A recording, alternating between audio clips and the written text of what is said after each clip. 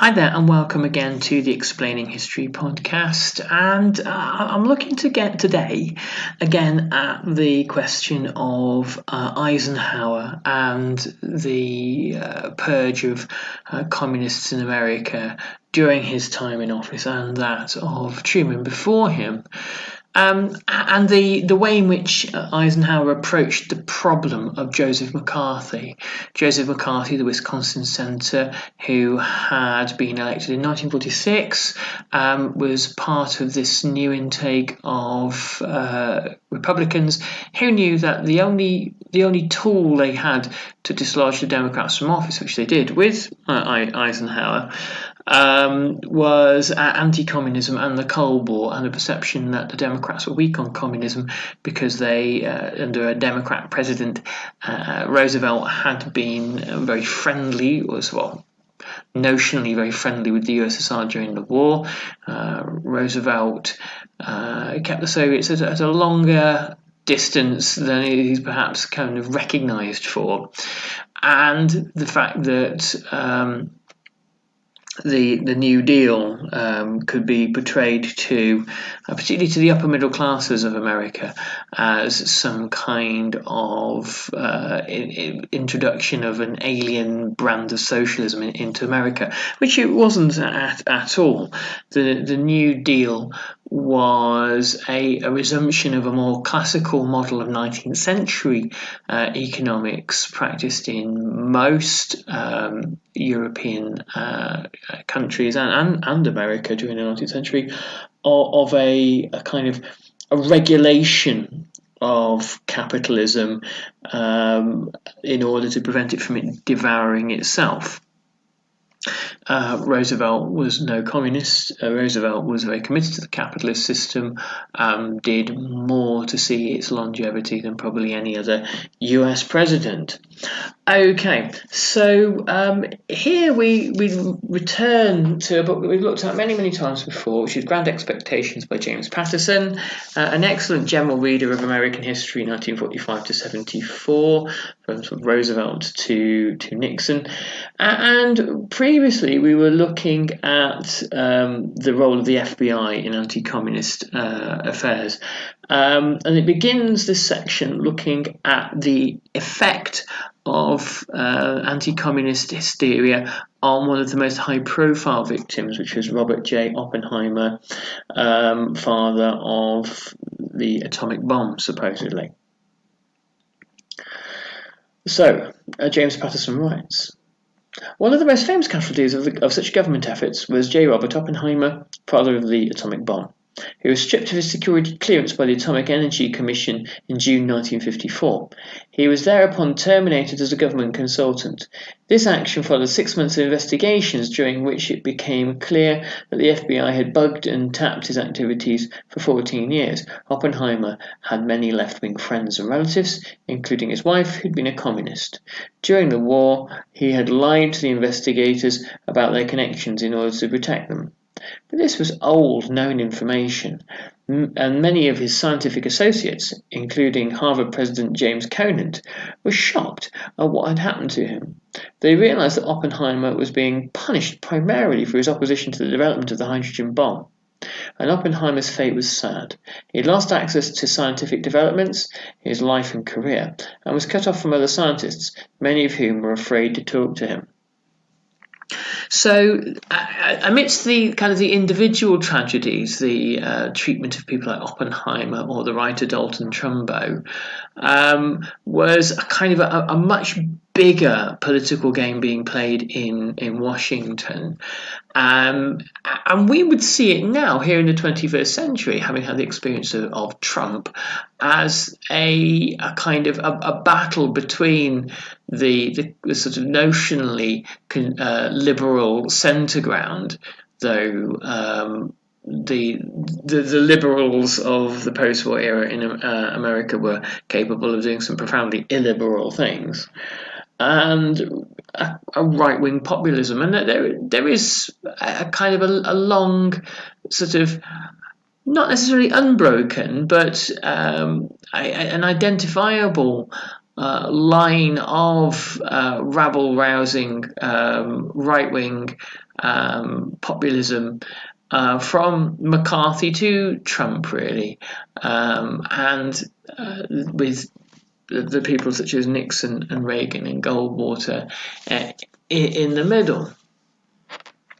The example of the kind of the comparison between Trump and McCarthy is apt in the sense that both rely on outright political lying and conspiratorialism and exaggeration and innuendo and being able to perform some kind of right-wing pantomime to the public in order to engender feelings of fear, hostility, anger and resentment in the interests of a political career. So everything Trump has done, McCarthy did first, arguably he had predecessors too.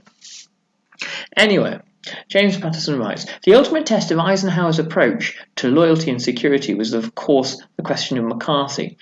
Once the GOP regained control of the Senate, McCarthy was in his element, for he now had a chairmanship of the Permanent Subcommittee on Investigations, from which he launched probes that irritated the new administration. Even though McCarthy and Eisenhower were both Republicans, they weren't necessarily Republicans of the same kind of breed.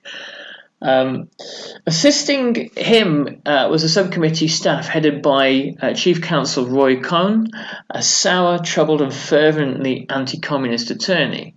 And in April 1953, Cohn and a close friend, G. David Schein, set off a well-publicised tour of Europe in which they called for the purging of allegedly subversive literature from government libraries. The State Department panicked and issued a directive excluding books and works of art by communists and fellow travellers, etc.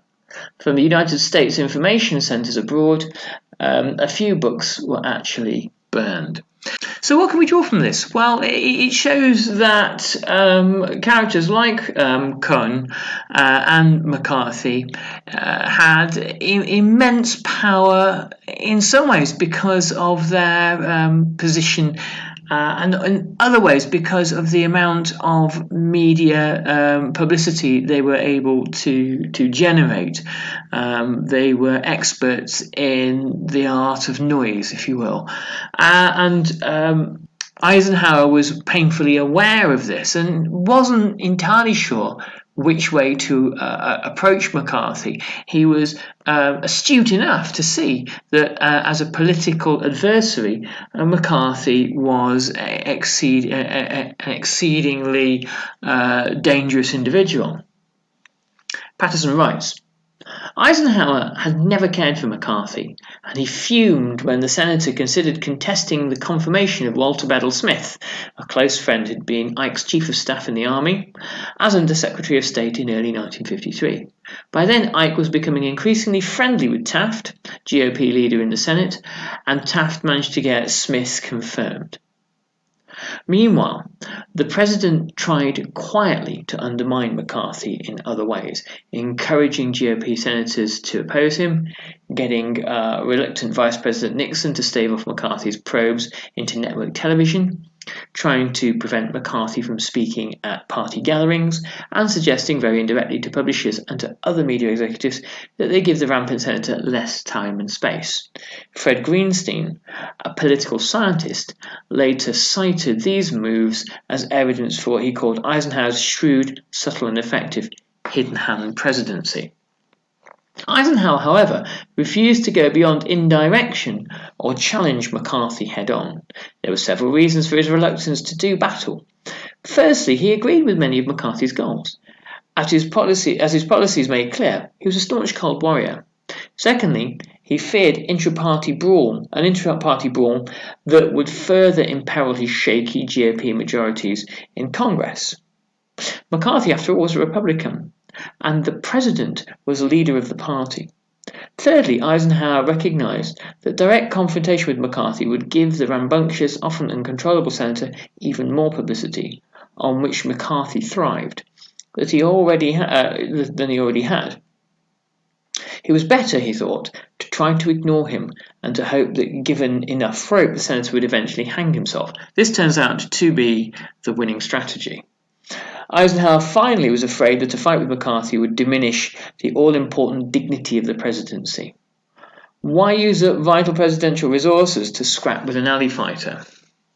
I will not get into the gutter with that guy, he said privately. Later in the year, he added, again privately, I just won't get into a pissing contest with that skunk. So, sometimes this is the correct strategy, trying to out-populist a populist is, as Britain's Conservative Party had learned in 2016 to their great regret, this is often a failure of an idea. The point is with McCarthy that McCarthy was working on the basis of complete falsehoods, or not necessarily complete falsehoods because there were Soviet spies in America, but he was working on the basis that he had the names and lists of who they were. And there was a connect with the Republican base and with large numbers of Americans who also feared that America's place in the world was imperiled and that America was threatened by communism, who weren't going to be dissuaded from that notion. It was important that Eisenhower avoid being dragged into a fight, particularly with somebody from his own party. The question of the dignity of the office of president, which now seems to be kind of an almost quaint notion, were based on two other deeper concerns. One was the personal popularity that Eisenhower had with American people, the war hero. Eisenhower, writes Patterson, while self-confident, nonetheless craved popular approval. He generally avoided tough decisions that might threaten it. Secondly, he very much wanted to promote domestic tranquility. Throughout his presidency, he feared to take actions that might undermine what he considered to be the harmony of American society. He also believed that his mission should be to restrain the role of government, not to force it to fulfill great goals or obligations. These aspirations, protecting his own standing, sustaining domestic tranquility, and curbing the activity of the state, complemented one another in his mind and helped to explain why he often chose not to do potentially controversial things, advance ambitious social programs, push for civil rights, or get involved in the war in Vietnam. They also accounted for his restraining approach to McCarthy. To wade into that area with such a demagogue, he thought, would endanger his popularity, incite discord, and damage social harmony. In many ways, Eisenhower was quite deluded in his views of America, this idea that social harmony existed in this country riven by racial and class divisions and growing questions of generational questions around that identity and questions around the rights that women would enjoy in society. This is a society that isn't harmonious and is increasingly violent.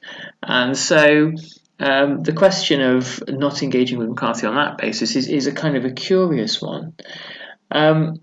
Whether Eisenhower, writes Patterson, should have been more bold remains one of the most contested questions about his presidency. As it turns out, McCarthy did overreach himself and crash in mid-1954. The president thereby managed to stay out of the gutter, and his personal popularity, always high, did not suffer. On the other hand, these were in many ways dispiriting times. Federal employees who Eisenhower was supposed to protect were hurt under his watch. If Ike had risked even a little of his immense personal popularity and presidential prestige, he might have slowed the senator down or hastened his demise. It could not have happened. It could not have hurt him much to try. This refusal to challenge McCarthy represented a major moral blot on his presidency. So the downfall for McCarthy happens on television, and as Eisenhower had imagined, McCarthy is given enough rope to hang himself with. At this point, McCarthy was kind of drunk on the power he had, and actually quite drunk a lot of the time as a kind of an alcoholic. It was alcoholism that killed him in 1957. And he believed that he was untouchable. And in many sort of media and political circles, he kind of is, but not in the realm of public opinion. And in 1954, this is the point at which he destroyed himself. Everything finally unravelled for McCarthy in early 1954.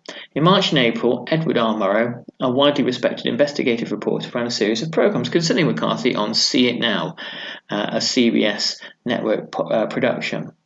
It was the first time that television, which had expanded by then to 25 million households, had exposed him in any major way. For the most part, Murrow let McCarthy's bullying words and truculent actions speak for themselves. McCarthy finally appeared on the show in April and tore into Murrow, calling him the leader and the cleverest of the Jackal Pack, who is always found at the throat of anyone who dares to expose individual communists and traitors. Scholars debate the impact of these shows, some insisting that most Americans did not watch them. Dragnet, a popular police series, drew far more viewers at the time. Others add that McCarthy was already beginning to fade before the show started. These are valid reminders that television was hardly all-powerful, but See It Now did attract a great deal of attention and critical praise at the time, and it legitimated rising criticism of McCarthy from the other media. If Nixon's Checkers speech indicated that TV could save a politician, See It Now and televised hearings that followed suggested it could also help ruin one.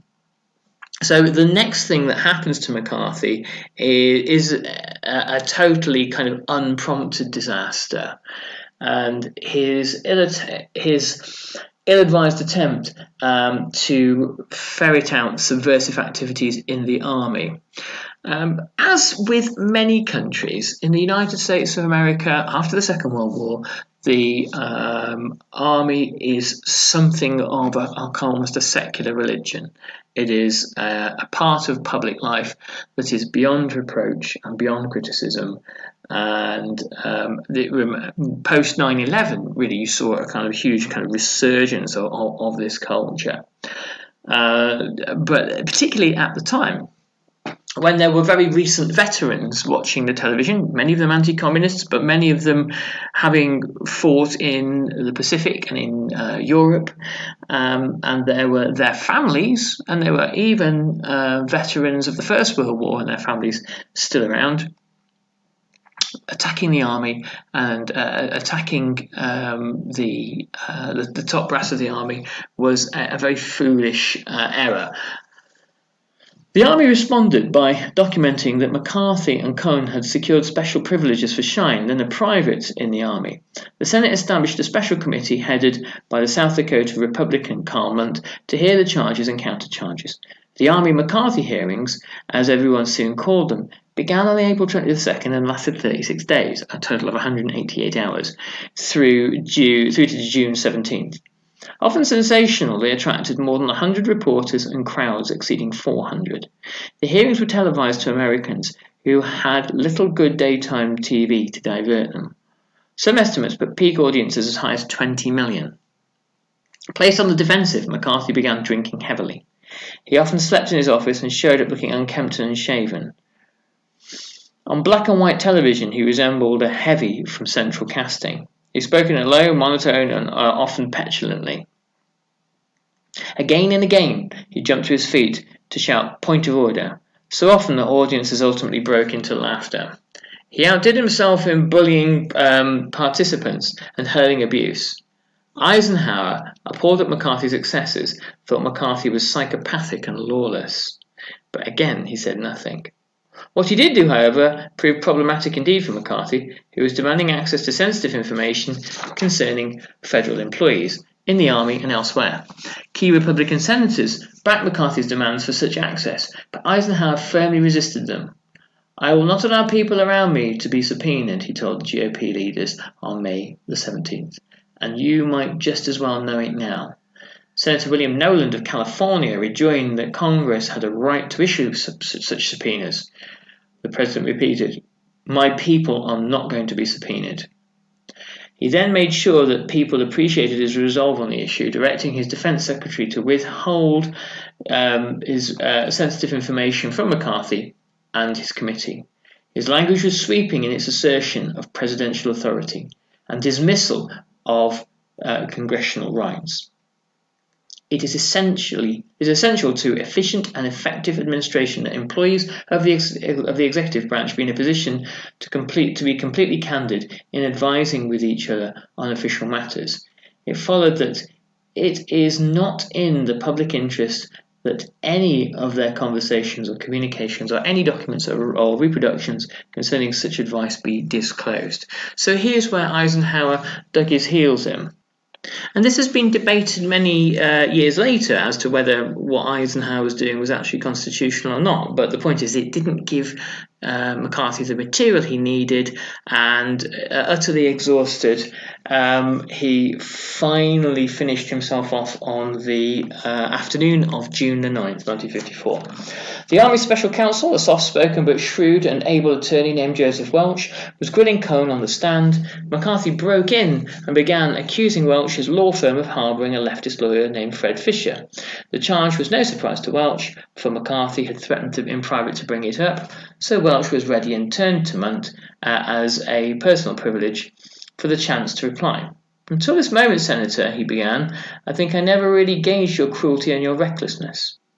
Welch then explained that he had earlier taken Fisher off the hearings because Fisher had briefly belonged to a pro-communist National Lawyers Guild.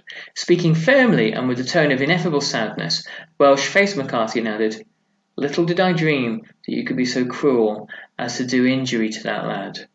Who would now always bear a scar needlessly inflicted by you?